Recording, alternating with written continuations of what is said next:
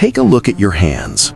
Right now, in this very second, you are holding the only thing you will ever truly own, your time. And yet, you're watching it slip through your fingers like sand, pretending you have forever to get started. You tell yourself you'll do it tomorrow, but tomorrow is a lie we tell ourselves so we can feel better about failing today. The truth is, you aren't waiting for the right moment. You're just terrified of what happens if you actually try and realize you've been the one holding yourself back this entire time. Most people live their lives in a waiting room. They're waiting for more money, more energy, or some magical spark of inspiration that never shows up. They wake up, hit the snooze button 3 times, and immediately reach for their phone to scroll through the lives of people who actually got out of bed. We spend our best hours chasing dopamine hits from strangers on a screen, while our own dreams sit in the corner gathering dust. It's a quiet, slow-motion disaster. We call it procrastination, but let's be honest with each other. It's actually a lack of respect for yourself. When you break a promise to someone else, you feel bad. When you break a promise to yourself, you lose a piece of your soul. Here at Discipline Wins, we don't care about the hype. We care about the quiet moments when nobody is watching and you choose to do the work anyway. If that's the life you want, stick around and join us. There's a deep psychological trap we all fall into. We think we need to feel good to do something. We think we need to be in the mood to go for that run, to start that business, or to have that difficult conversation with a partner. But your feelings are unreliable. They are designed to keep you safe, comfortable, and stagnant. Your brain doesn't want you to grow. It wants you to survive. And survival is found in the easy chair, not in the arena. If you wait until you feel like doing it, you've already lost. The world belongs to the people who can do what needs to be done when they feel like doing absolutely nothing at all.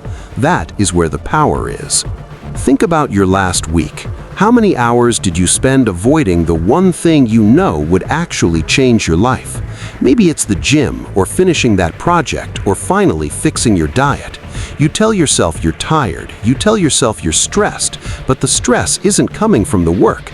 The stress is coming from the fact that you know you're avoiding the work. Procrastination is the heaviest weight you will ever carry. It's a constant nagging voice in the back of your head, reminding you that you're settling for less. It's the guilt you feel when you're watching TV instead of working. You aren't actually relaxing, you're just paralyzing yourself with your own potential. We have to stop looking for shortcuts. There is no secret hack or 5-minute trick that will fix your life. The only way out is through. It's about making a decision that your future self deserves more than your current self's comfort. It's about realizing that discipline is the highest form of self-love. When you force yourself to get up at 6 a.m. because you said you would, you are telling yourself that your word matters. You are building a version of yourself that you can actually trust. Without trust in yourself, you have nothing. You become a leaf blowing in the wind, reacting to whatever happens instead of deciding what will happen. Imagine a man who wants to write a book. Every day he sits down, opens his laptop, looks at the blank screen, and decides he'll do it after he cleans the house. Then he decides he needs coffee. Then he checks his emails. 5 years go by, and he's still a man who wants to write a book, but he hasn't written a single page.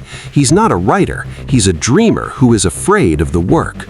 Now imagine the man who writes just 1 paragraph every single day, even when he's tired, even when it's bad, even when he hates it. At the end of the year, he has a book. The difference between them isn't talent, it isn't luck, it's the willingness to be bored and uncomfortable for the sake of a long-term goal. There's a deep psychological trap we all fall into. We think we need to feel good to do something. We think we need to be in the mood to go for that run, to start that business, or to have that difficult conversation with a partner. But your feelings are unreliable. They are designed to keep you safe, comfortable, and stagnant. Your brain doesn't want you to grow. It wants you to survive, and survival is found in the easy chair, not in the arena. If you wait until you feel like doing it, you've already lost. The world belongs to the people who can do what needs to be done when they feel like doing absolutely nothing at all. That is where the power is. Think about your last week. How many hours did you spend avoiding the one thing you know would actually change your life? Maybe it's the gym, or finishing that project, or finally fixing your diet. You tell yourself you're tired, you tell yourself you're stressed, but the stress isn't coming from the work. The stress is coming from the fact that you know you're avoiding the work. Procrastination is the heaviest weight you will ever carry. It's a constant nagging voice in the back of your head, reminding you that you're settling for less. It's the guilt you feel when you're watching TV instead of working. You aren't actually relaxing, you're just paralyzing yourself with your own potential. We have to stop looking for shortcuts. There is no secret hack or 5-minute trick that will fix your life. The only way out is through. It's about making a decision that your future self deserves more than your current self's comfort. It's about realizing that discipline is the highest form of self-love. When you force yourself to get up at 6 a.m. because you said you would, you are telling yourself that your word matters. You are building a version of yourself that you can actually trust. Without trust in yourself, you have nothing. You become a leaf blowing in the wind, reacting to whatever happens instead of deciding what will happen. Imagine a man who wants to write a book. Every day he sits down, opens his laptop, looks at the blank screen, and decides he'll do it after he cleans the house. Then he decides he needs coffee. Then he checks his emails. 5 years go by, and he's still a man who wants to write a book, but he hasn't written a single page. He's not a writer, he's a dreamer who is afraid of the work. Now imagine the man who writes just one paragraph every single day, even when he's tired, even when it's bad, even when he hates it. At the end of the year, he has a book. The difference between them isn't talent, it isn't luck, it's the willingness to be bored and uncomfortable for the sake of a long-term goal. There's a moment that comes for all of us, usually late at night when the house is quiet and the distractions fade away. It's that cold realization that another year has passed and you are still in the exact same spot. You're still complaining about the same job, the same body, and the same habits.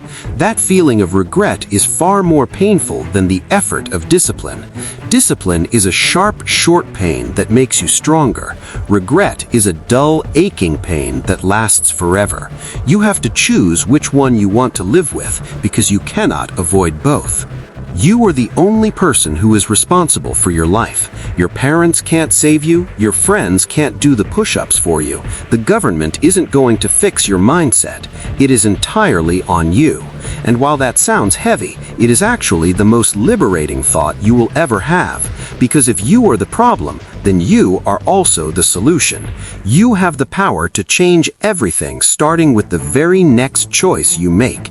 Don't wait for Monday. Don't wait for the new year. Don't even wait for this video to end. The clock is ticking, and it doesn't care how you feel. It doesn't care about your excuses or your plans for next week. It only cares about what you are doing right now.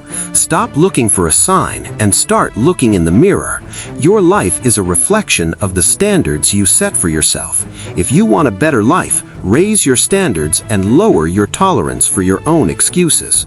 Ownership is the only path to freedom. Everything you want is on the other side of the work you're avoiding. Take control, own your time, and remember that discipline is the only thing that will ever set you free.